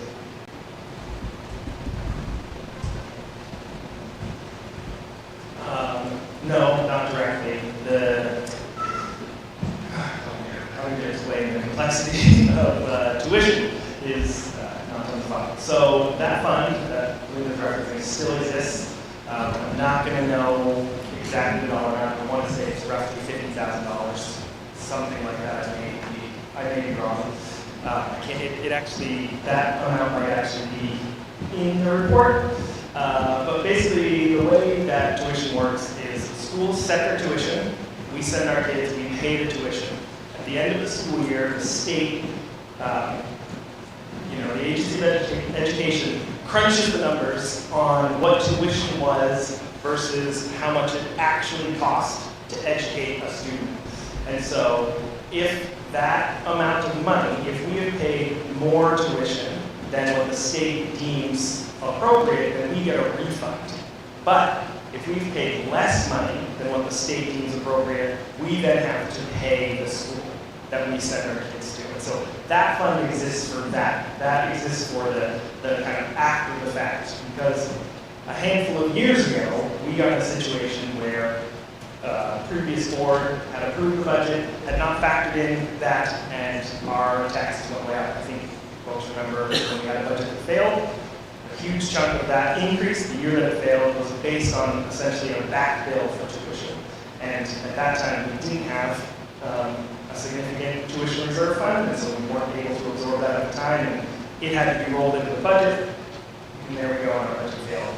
And so, that the tuition reserve fund that currently exists is not meant to be something that we use to pay tuition in the present going forward. That's more of a safety net for after the fact, when, if in the off chance we get back billed by some of the schools that we send our students to. Is that? You guys are great. Any other questions on Article 7? Yes.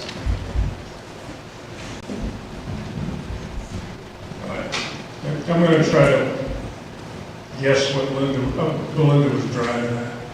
At the school board informational meeting, I think Belinda brought up the idea, and I jumped on it too.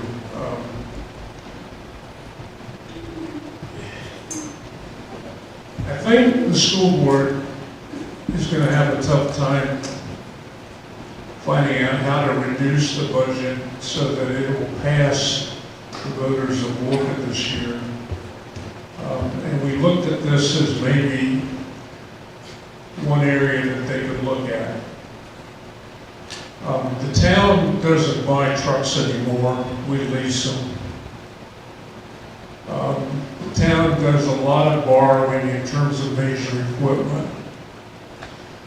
And we looked at, yes, the school needs a new furnace, and it would be great to pay for cash, and they got a grant. But the school system ended last year with a $300 and some thousand surplus.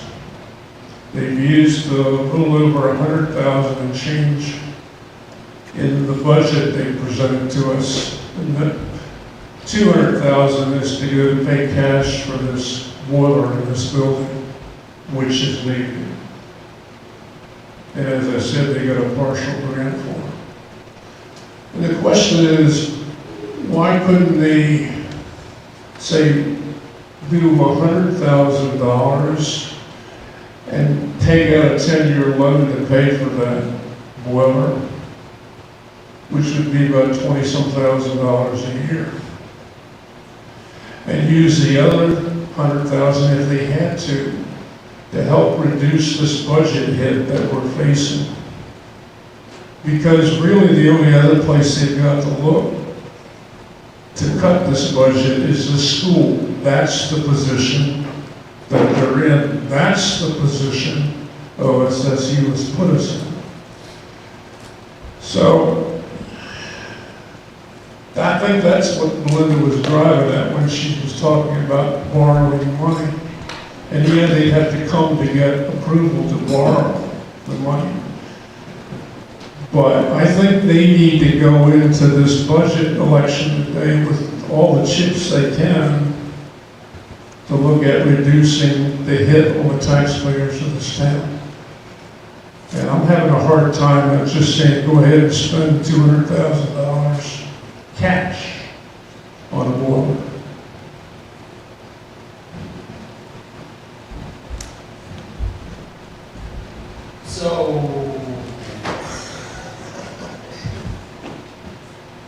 So what, is there something that we can do about that now?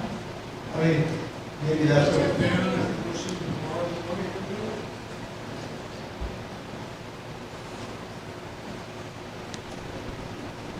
Are you as confused as I am? Yes. Okay. So read the question again. Please. There's some comments in the back. Yeah, let me read the question again. Because I'm Yeah, we're good. trying to get my head around this. Because everything he was saying makes sense. Shall the voters of the school district authorize the school board to transfer $200,000 of the unobligated year-end fund balances of June 30th, 2024 to a reserve fund established pursuant to the 24th section, to be used for building maintenance and repairs, i.e. furnace. Right, is that what you were saying? This $200,000 is being transferred from the surplus to buy the furnace outright. And your point was, it would be nice if, instead of the $200,000 being paid, but finance the furnace over a period of time, pay less per year for that. Right? That's what you're saying? Is that what other people understood? Yeah. All right. Questions, comments? Yes, sir. Who are you? This is Gordon Beyond. I think it makes sense to purchase a boiler for the building. The capital improvements on this building, we've had a number of them over the course of the last decade or so that I've been a part of. I've been a member of the school board, for those of you who don't know, until this year. The boiler replacement has been something that's been on the radar for a long time. This is a good thing to do at this time. The question of how to fund it is an interesting one. And if debt funding is better than paying cash, it's been a long time since I studied finance. The current interest levels, things like that, there's a lot of things to consider about it.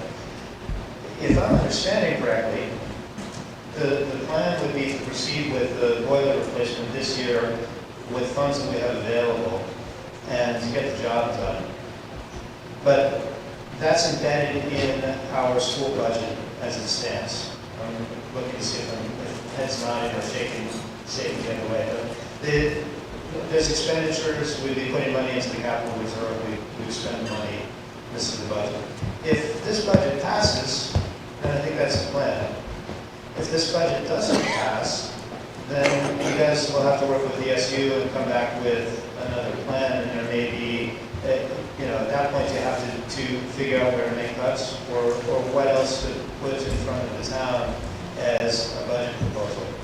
I think if you guys want to borrow money or see that borrowing money is the best approach for funding the boiler, then explicitly putting that in a plan is the right way to do that. And bringing it before the town. I do think that just simply having an open amendment to borrow money for an unspecified cause, even if we know that this is what it is, it doesn't make sense to vote on that as an open floor vote. That's my opinion. Okay. Does it make sense? Yes, please. Just to clarify off something that Gordon said. The boiler project, which is what 80% of these funds are targeted for, the boiler project is decoupled from the budget. So if the budget fails, but the town approves moving this $200,000 into the fund, we will do the boiler, which is I can't express enough how essential getting that project done is. Just because it sounded a little bit like if the budget fails, then we don't to the point that they're separate. And so that seems very important to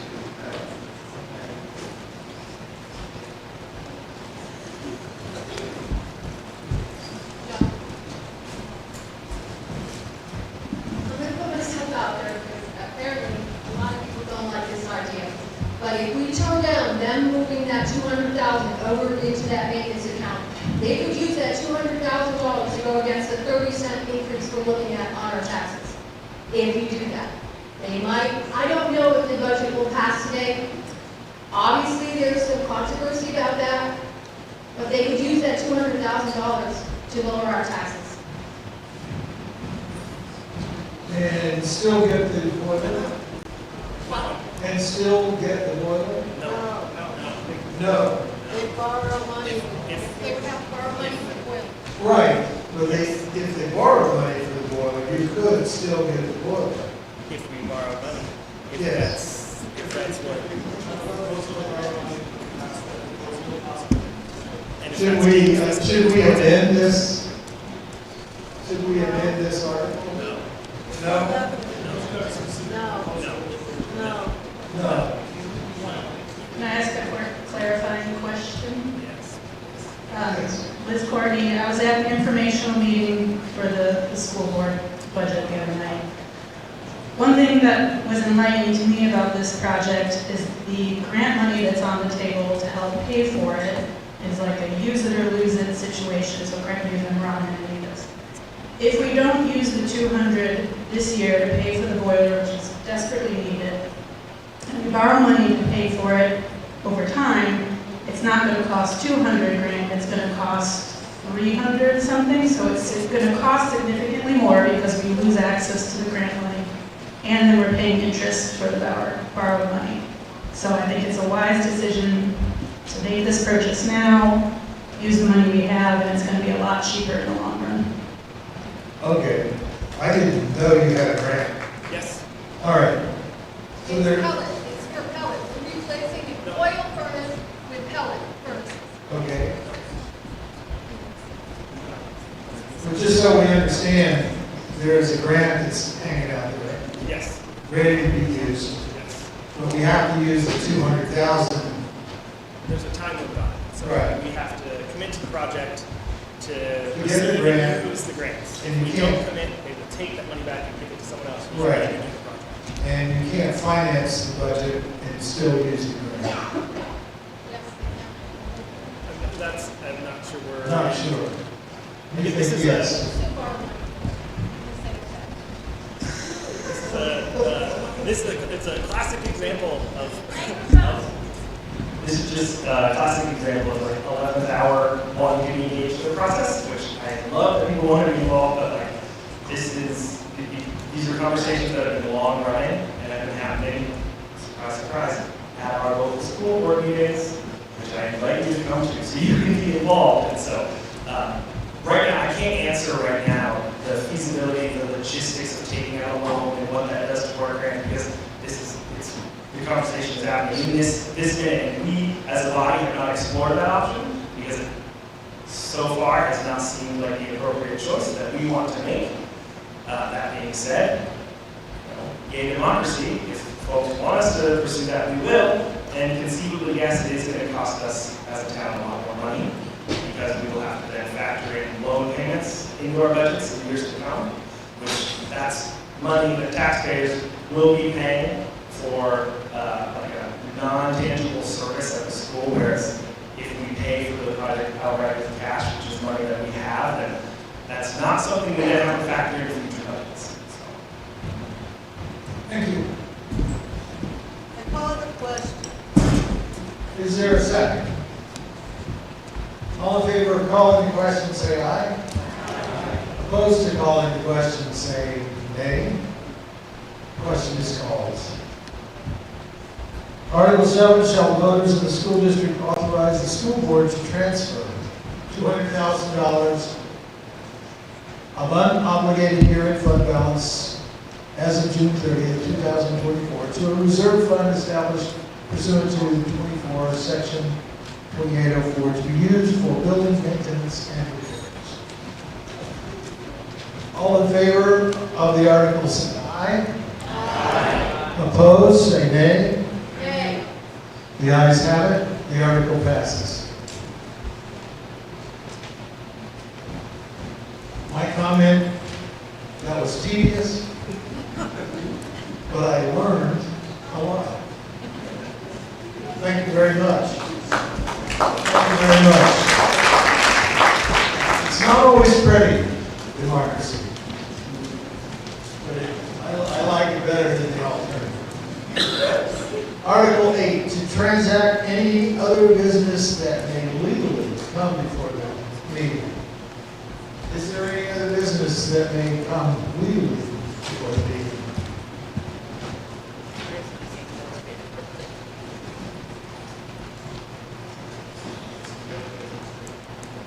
What's that?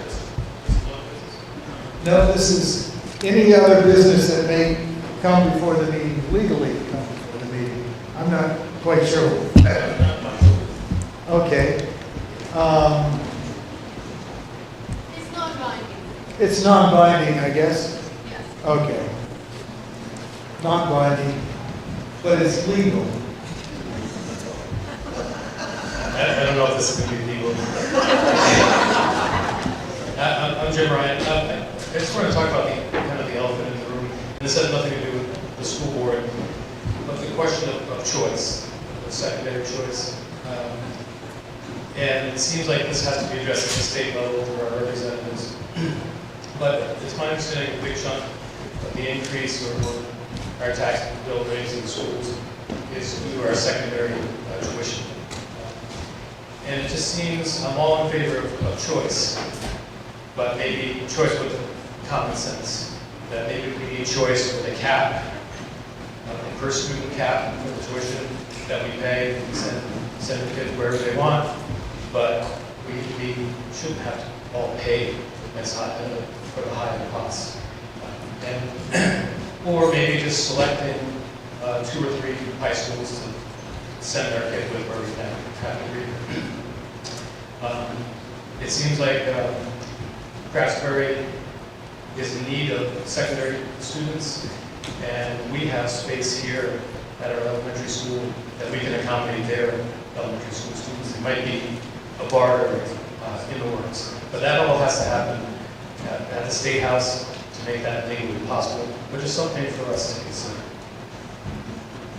So just so I know and others who may not know, we do have school choice here, I am aware of that. And there is no cap? Okay. There is a cap. Essentially, what happened this year, for people who aren't aware, is the state sets a cap on how much you can charge for tuition.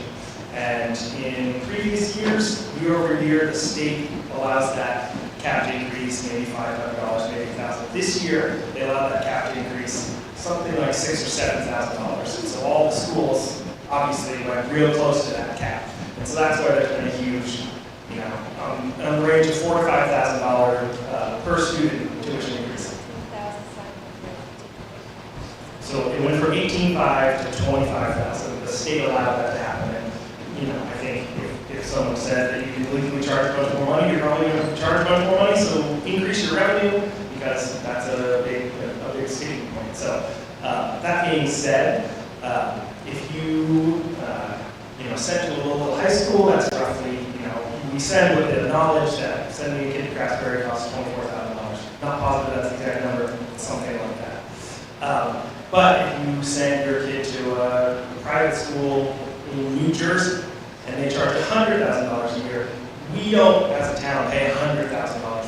That cap that's in place from the state, that's all that we pay, and the rest has to come from somewhere else. Just to be clear, it's not like you would choose to go anywhere and the town is going to pay your exorbitant tuition for your private school or your special school or the school that you need to get the services that you need. So I just want to make sure that's understood. And in terms of the school choice thing, we do have school choice. We, without going through any sort of state legal rigmarole stuff, we can define our 3 sending schools, so the 3 schools that we're willing to send our students to. So that is something that we can do. And we can pick 3 schools, and conceivably come up with some sort of arrangement. I just want to highlight the fact that, let's say we pick Craftsberry and we use that $24,000 number that I just said. If we send our kids there and say, we're going to send a third of our kids to Craftsberry because you're one of our 3 schools, let's make a deal. That deal isn't going to be $6,000. If their tuition is $24,000, that deal maybe is $22,000. I just want to just really clear so that the concept of savings by picking a school and getting a deal with them is not going to amount to hundreds of thousands of dollars. It's going to be maybe $1,500, maybe $2,000 a student, and you've got 100 secondary kids, we're sending 30 of them, so you can do the math on what the quote-unquote savings you may get there. So I just want to highlight that. But it is something that conceivably can happen, and if folks are interested in that, guess what? Hey, you got this. Exactly. Come to a meeting. Let us know. We can talk about it. We can explore it. And we can get the answers that will inevitably come up from the questions that people would have at school. Another educational moment. It tingled. I think it was explained at the informational meeting that as it is right now, our school board has no negotiational rights with any of these secondary placements. But if they selected 3 schools, then they would have the ability to negotiate rates with those 3 schools. I asked a question at that meeting, I still haven't gotten the answer again from OSSU. How many, where are kids going? Where are 7 through 12 students going? And how much are each of the placements charging us next year? I mean, it would be nice to know, being that's 1/2 of the big increase for the basic. Yeah, I can't answer the specific numbers of that. We have roughly 100. We have roughly 100 or so secondary students. The majority of those are pretty close. I mean, the schools you would think of right around here, but I can't say concretely how many go to the school and how much they're charging, other than the tuition rates that have been set for pretty much all the schools around here are in the $23,000, $24,000, $25,000 a year range. So. All of the learners are all between 24 and 25. Okay. Lamoille South, Lamoille North, and OSSU are, all the tuition rates are between 24 and 25.5. So again, I can't say specifically how many of our kids are in those districts, but conceivably a majority.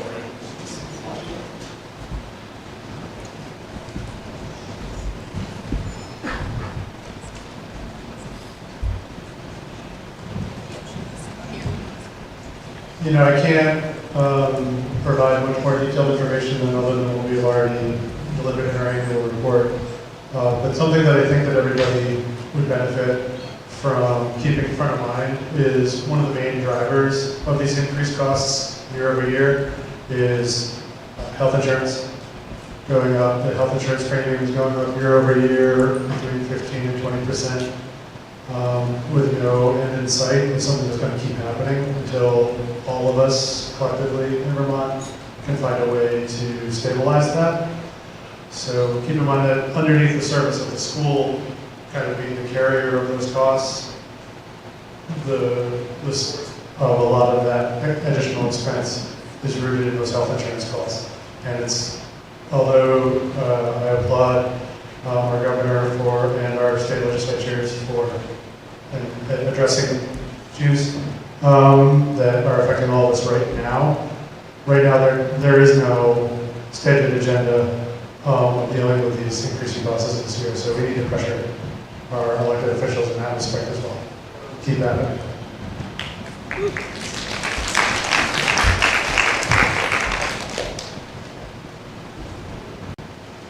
I think one of the comments that Jim was making, okay, we addressed the potential for sending secondary students. Now, the other idea is, do we have capacity to receive elementary students? We talked about declining enrollment. Is there capacity here at Wolcott Elementary to make an arrangement with another school that perhaps could send their elementary here, when we send our secondary there.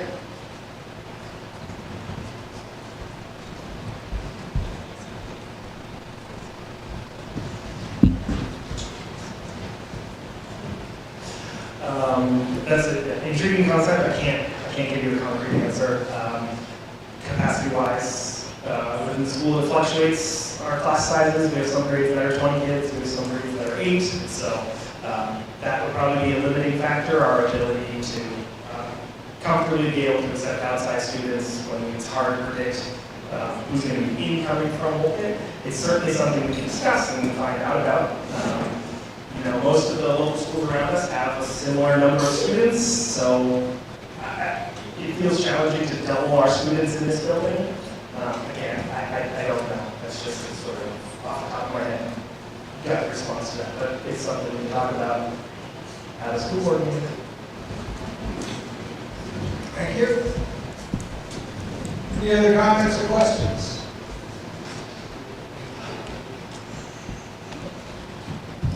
Any other comments or questions?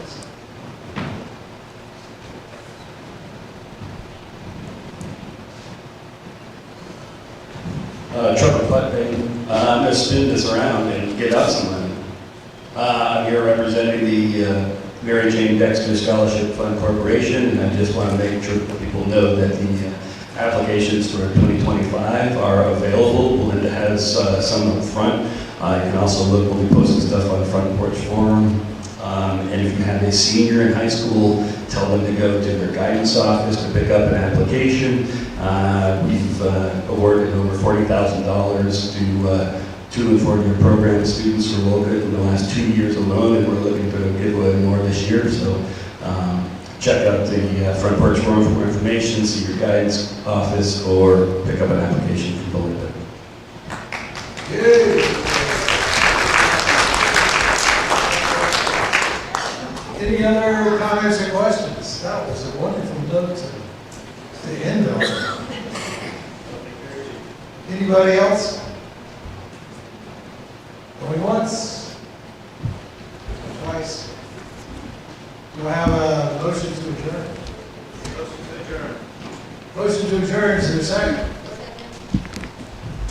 Interesting, there is no discussion on the motion to adjourn. All in favor, say aye. Opposed, nay. All ayes have it. Thank you very much. It's been a pleasure.